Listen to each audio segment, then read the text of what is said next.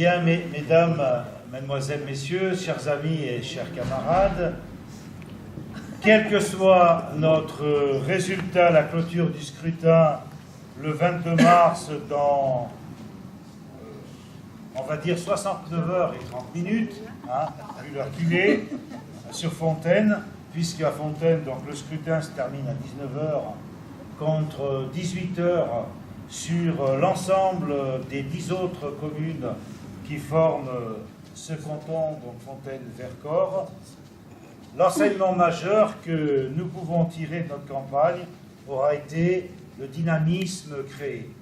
Et je tiens à remercier très chaleureusement toutes les femmes et tous les hommes qui se sont engagés dans le cadre de cette bataille, une bataille qui, comme le disait tout à l'heure Willy, n'a pas été simple, n'a pas été de tout repos, mais une bataille qui a été en même temps exaltante.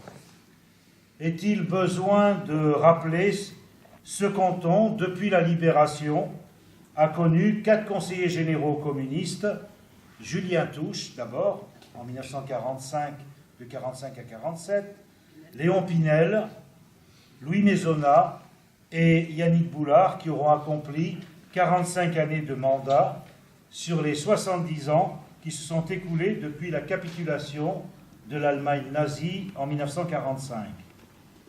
D'abord, canton de Sassenage, regroupant toutes les communes de la rive gauche du Drac, plus Engins et Saint-Nizier-du-Moucherotte, jusqu'en 1985, date à laquelle Fontaine, sous la présidence du Conseil général par Louis Mermaz, a été coupée en 2. Le poids du nombre de votants sur Sassenage a fini par devenir prépondérant dans le canton Fontaine-Sassenage, et depuis 1992, les 3 conseillers généraux ont été des élus de Sassenage. Donc il y a eu Valleille de la droite, Chaplet socialiste et Yannick Bell socialiste. Sur la base de cette expérience, notre binôme titulaire associe les 2 communes les plus importantes du canton Fontaine-Vercors, Sassenage et Fontaine. Avec ces élections départementales, avec la fusion des cantons, le tripatouillage sur la découpe de la ville de Fontaine est devenu encore plus insupportable. 2500 électrices et électeurs vont changer de canton. Tout l'enjeu de cette élection pour nous est de battre la droite et ses idées libérales et de battre l'extrême droite et ses idées nauséabondes. La campagne de proximité que nous avons menée nous apporte de multiples éclairages sur la volonté de changement exprimée ici ou là. Par exemple, sur le marché de l'Anse-en-Vercors, cette femme, médecin à Méaudre, qui nous appelle à être plus révolutionnaires. Elle nous dit que depuis Sarkozy et Hollande, qui appliquent la même politique, la France est en sommeil et les communistes un peu aussi. Et elle rajoute, pourtant, vous devriez être le fer de lance des luttes. Ce n'est pas pour rien que les peuples arabes se sont inspirés de la Révolution française pour remettre en cause leur régime. Toujours sur le plateau, cette personne disant, candidat du Parti communiste français, membre du Front de gauche, vous avez été trop souvent absent de ce territoire. Et puis, il y a les promesses qui provoquent de la révolte. 2 associations départementales agissant en faveur des parents et des enfants viennent de disparaître par manque de moyens financiers. L'une d'elles apportait son soutien aux parents en conflit suite à un divorce et agissait pour que leurs enfants puissent les retrouver dans les meilleures conditions possibles. Il aurait suffi que le Conseil général augmente très légèrement sa subvention pour que l'association puisse poursuivre sa mission. Mais il a préféré retirer sa participation financière, condamnant l'association à fermer ses portes et à licencier son personnel. Mardi soir, à Corançon-Vercors, un responsable associatif de crèche associative, nous demandait ce que signifiait soutenir les crèches associatives et l'accueil par enfants. Lui, il a reçu son plan de réduction de subventions de la part du Conseil général. La solidarité a parfois un goût amer lorsque le département de l'Isère, vecteur de la politique sociale, supprime dans certaines communes les assistantes sociales.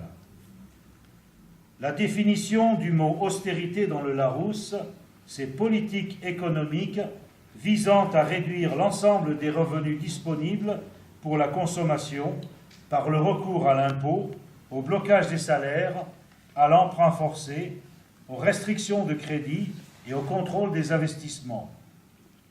C'est bien cette politique-là qui prévaut dans notre pays.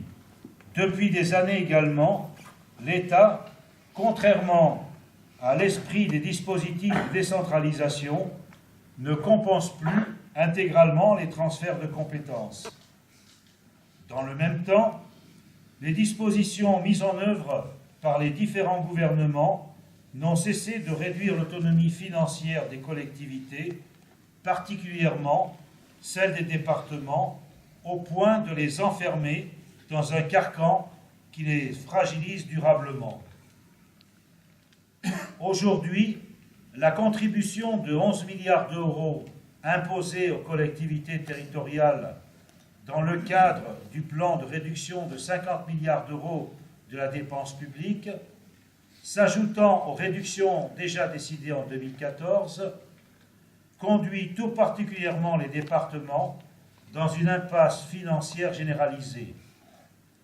Ceux qui affirment qu'on peut maintenir le même niveau de service public à la population avec des dotations réduites sont des menteurs.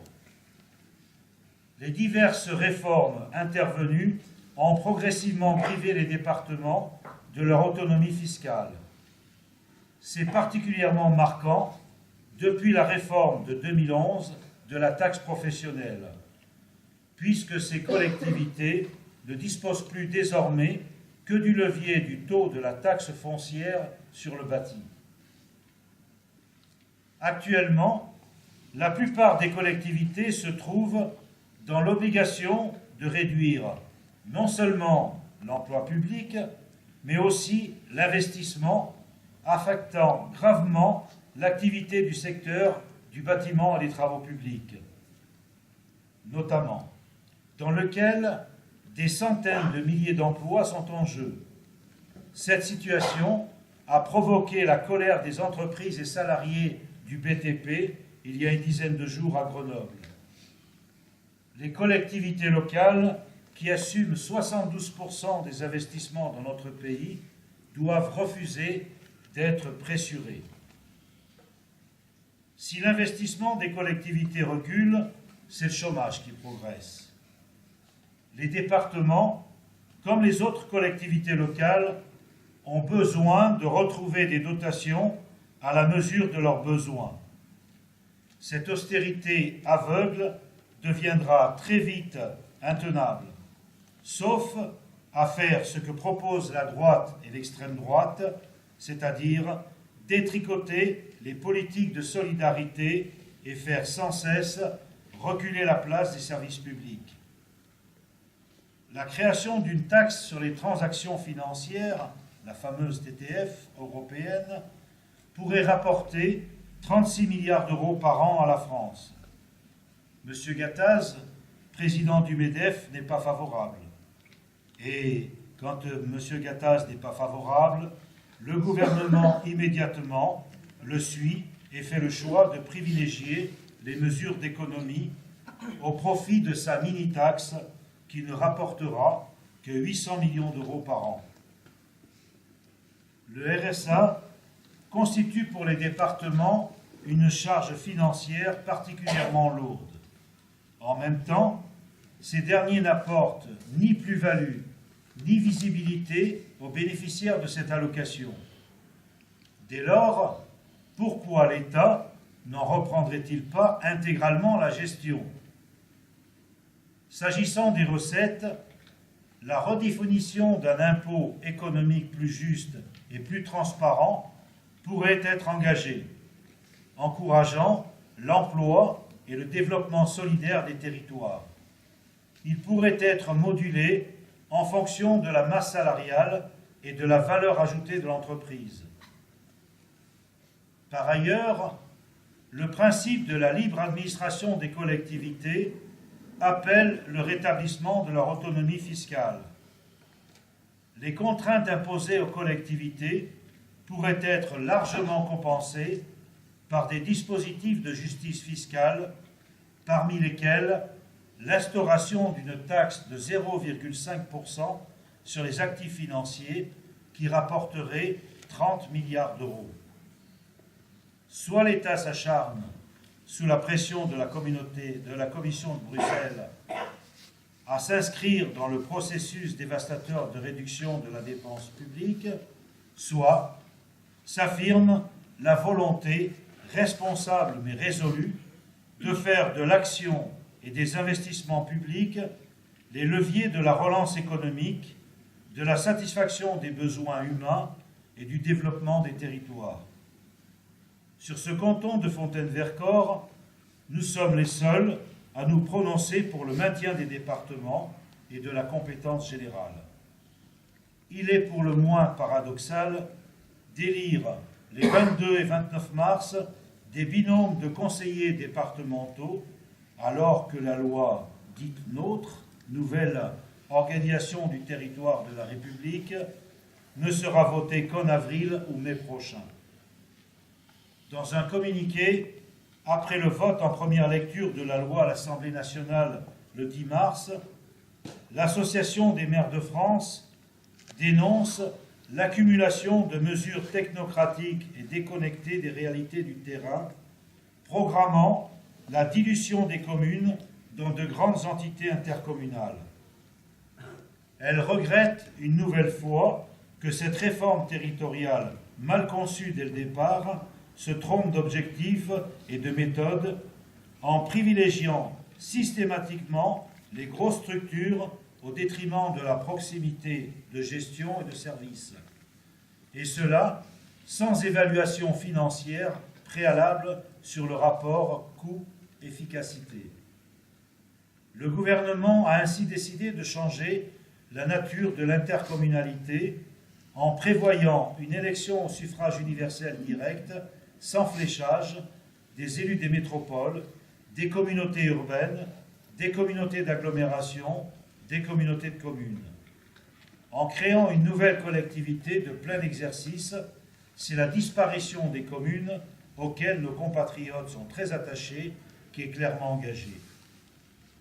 Si l'Association des départements de France, aujourd'hui majoritairement socialiste, se réjouit à l'issue de la première lecture parce que les départements, garants des solidarités sociales et territoriales, conservent les compétences de proximité qu'ils assurent avec efficacité en développant des politiques publiques efficientes auprès des habitants de leur territoire, c'est aussitôt pour ajouter qu'elle sera vigilante à ce qu'un compromis puisse être trouvé concernant notamment le transfert automatique des compétences départementales aux métropoles.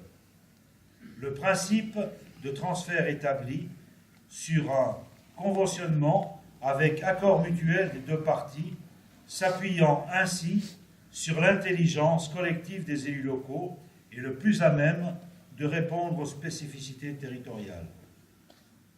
Les campagnes sont également l'occasion de recevoir des questionnaires. Celui émanant du comité catholique en campagne est édifiant. Par exemple, cette question: quelles sont les conditions, selon vous, qui devraient encadrer le revenu de solidarité active, le dispositif social qui permet à certains étrangers de le percevoir, vous paraît-il satisfaisant? Enfin, pensez-vous qu'il faille déchoir de ce droit les islamistes français ou étrangers qui combattent les intérêts français au Proche-Orient, par exemple? C'est très exactement ce que les candidats du Front National ont mis en avant dans le canton de Fontaine-Vercors. Ça donne envie de vomir. Nous sommes des républicains, et en aucun cas nous n'avons à tenir compte de la religion pour dispenser telle ou telle aide spécifique attribuée par le département. De même, toutes les personnes qui habitent sur notre territoire doivent être traitées à égalité. Être catholique, à mon sens, ce n'est pas être vecteur de haine, et il me semble avoir encore en mémoire des paroles disant « Aimez-vous les uns les autres comme je vous ai aimé ». Ce questionnaire se poursuit par la religion laïque, chère aux laïcards, venant remplacer l'historique et culturelle religion catholique. Comporte-t-elle, selon vous, les germes d'un nouveau totalitarisme d'État? Répond-elle à la question que pose l'islam dans la société française? Voilà, tout est dit. L'ennemi, c'est l'arabe ou celui qui a épousé la religion musulmane. Alors, oui, je suis un laïc, et à ce titre, je m'inscris pleinement dans les valeurs de la Révolution française. La laïcité est un pilier de la République, une et indivisible, un principe vivant et porteur de droits inaliénables, garanti à tout membre de la société, français ou étranger. La séparation du politique et du religieux, la liberté de conscience et de culte, l'égalité des citoyens en tout domaine, sans discrimination d'aucune sorte, la neutralité de l'État à l'égard de toutes les convictions philosophiques, religieuses ou politiques.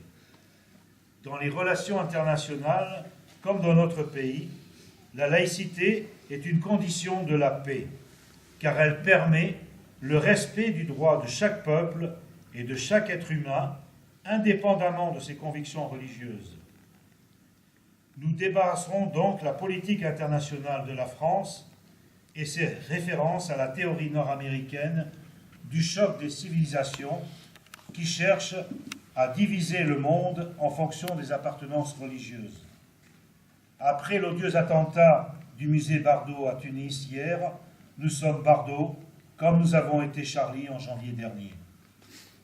Nous avons répondu à l'interpellation du collectif pour la gratuité des transports de la façon suivante. Entre l'ensemble de nos colistiers, la volonté d'œuvrer à la gratuité des transports dans l'agglomération est identique. Nous l'avons précisé dans notre journal de campagne, ainsi que dans la profession de foi, en y adjoignant l'idée supplémentaire, compte tenu de la spécificité de notre canton, du développement des transports en commun dans le Vercors, notamment lors des heures creuses, des heures pleines, pardon. Chacun est déjà corrigé. L'Assemblée nationale retire la compétence des transports scolaires au département, pas celle des transports urbains. Si nous sommes élus, le collectif pour la gratuité des transports dans l'agglomération pourra compter sur un soutien actif de notre part. Le versement transport des entreprises a connu différentes évolutions. Prétendre qu'à 2% il atteint son seuil maximal, c'est ne pas tenir compte des réalités. La question de la gratuité de service, c'est un choix politique. Rien n'oppose à ce que cette gratuité s'étende à des secteurs comme les premiers mètres cubes d'eau, les premiers kilowattheures pour l'énergie, le droit au logement, à la santé. À Fontaine, par exemple, la municipalité a instauré la gratuité de l'accès à la bibliothèque pour le développement de la culture. Cette démarche est conforme à ce qui fonde notre originalité. Faire en sorte que les aspirations premières de nos concitoyennes et concitoyens échappent à la loi marchande. La vie de chaque individu est à mettre en valeur sur d'autres critères que celui de l'argent ou du simple aspect comptable. Si nous sommes élus, c'est vers cette conception que nous voulons diriger nos efforts. Ce ne sera pas facile, mais un ou une élue doit-il choisir la voie de la facilité? Il y aura besoin de lutte pour imposer d'autres choix, une autre conception du service public. Nos aînés, comme le rappelait tout à l'heure Willy, avec le programme du Conseil national de la résistance des jours heureux, ont osé. Nous serons des élus qui oseront rompre avec la logique de la concurrence libre et non faussée que l'Europe veut nous imposer. Notre choix du mot d'ordre, résistance et progrès pour en finir avec l'austérité, n'est pas anodin. L'Isère que nous voulons, c'est celle qui renoue avec les valeurs révolutionnaires, avec les combats pour les gratuités. Nous pouvons être des précurseurs. Tout ce que j'ai pu lire à notre écart sur différents sites dans la presse a de quoi décontenancer. Ainsi, le 17 mars, le journaliste du Dauphiné libéré, dans la page consacrée au canton Fontaine-Cessiné, écrit « L'électeur de Fontaine-Cessiné a surtout devant lui une certaine cohérence au niveau des choix de couleur politique, contrairement aux voisins de Fontaine-Vercors, où la gauche se divise en 3 binômes. » J'ai été interviewé par France Bleu Isère avec le même type de remarques. Ce que les auditeurs retiendront de ma réponse, ce n'est que 4 secondes, rappelant 45 années de gestion dans ce canton avec un conseiller général communiste et mon affirmation que nous pouvons gagner. Rien sur la suite de mon propos disant « à chaque échéance, il y a toujours eu des candidats communistes, ce qui n'a empêché en rien l'élection de conseillers généraux de gauche sur le canton. » Sur la commune qui compte le plus d'électeurs Sassenage, la gauche est pourtant partie unie aux élections municipales de 2014. Malgré cette union, elle a réalisé moins de 40% des suffrages exprimés et un écart de 1100 voix, alors que depuis 1983, le scrutin se sera joué à quelques suffrages. De plus, 2 communes du plateau, Lens-en-Vercors et Autran, sont passées à droite, ce qui a représenté sur ce territoire une sanction forte contre l'action gouvernementale. Après ces résultats calamiteux, le président de la République aurait dû tenir compte du message que le peuple de gauche lui a adressé. Non, il a fait le choix de la continuité dans la mise en œuvre d'une politique s'identifiant à celle de Nicolas Sarkozy. Nationalement, les sondages s'accordent pour dire que la participation aux élections départementales ne dépassera pas les 43%, ce qui signifie une participation sensiblement similaire, voire légèrement supérieure, au scrutin des cantonales de 2011 et des européennes de 2014. En 2011, lors des cantonales, sur les cantons de Fontaine-Sassenage et Villard-de-Lans, qui forment l'essentiel du nouveau canton Fontaine-Vercors, la participation moyenne a été de 41,98%. Aux élections européennes de 2014, sur ce même territoire, la participation était sensiblement identique, avec 41,56%. Chacun a en mémoire les résultats du Front National aux élections européennes. Sur le territoire de notre nouveau canton, il avait réalisé 15,43% des suffrages exprimés lors des cantonales de 2011 et 20,65% au moment des européennes. Les droites qui avaient réalisé au cantonal 31,91% globalisent aux européennes 33,11%. Dans son ensemble, la gauche passe sur ce territoire de 52,67% en cantonal à 44,32% aux européennes, le grand perdant étant le Parti socialiste qui dégringole d'un scrutin à l'autre de 30,19 à 15,10%. Tandis que les forces de gauche et de l'écologie qui s'opposent à la politique d'austérité passent de 22,48% en cantonal à 29,22% aux européennes. Depuis les élections municipales et européennes, la déception vis-à-vis de la politique gouvernementale a encore progressé, notamment suite au volet de la loi Macron et à l'utilisation du 49.3 contre son propre camp pour faire passer ce texte en première lecture à l'Assemblée nationale. Et ce n'est pas fini. Un amendement à venir limitera le droit à l'information des salariés. Les élections départementales vont être l'occasion de donner de la force à des élus qui soutiendront les politiques de solidarité des départements, politiques de santé, d'aide aux personnes handicapées et âgées, de protection de l'enfance, de transport scolaire, d'insertion des personnes en difficulté, etc., et d'encourager des choix pour le progrès social, l'emploi et les revenus, le vivre ensemble et l'environnement. En résumé, je dirais, faire le choix du bouclier social quand tous les autres ne jurent que par des réductions de la dépense publique qui fragilisent les plus modestes et qui, par conséquent, accroissent ces injustices. À ceux qui passent leur temps à parler de défaite, de suicide, d'enterrement, nous avons envie d'une gauche qui change de cap. Nous voulons que ce département reste à gauche, non pas pour reconduire les orientations nationales et vider le département de la compétence générale, mais au contraire, pour lui donner les moyens d'avancer. Notre programme est un appel constant à la lutte. Rien de beau et de durable ne peut voir le jour sans l'engagement de femmes et d'hommes qui résistent et se battent pour faire progresser la société. Le fameux calendrier des réformes qui sont imposées découle de directives européennes pour façonner l'Europe selon le critère de la concurrence libre et non faussée, ce qui en clair signifie imposer l'austérité, les sacrifices et les privations. Ces politiques émanant de la droite, quel que soit le chef d'orchestre, nous mènent dans le mur, comme cela s'est passé en Grèce, en Espagne, dans d'autres pays.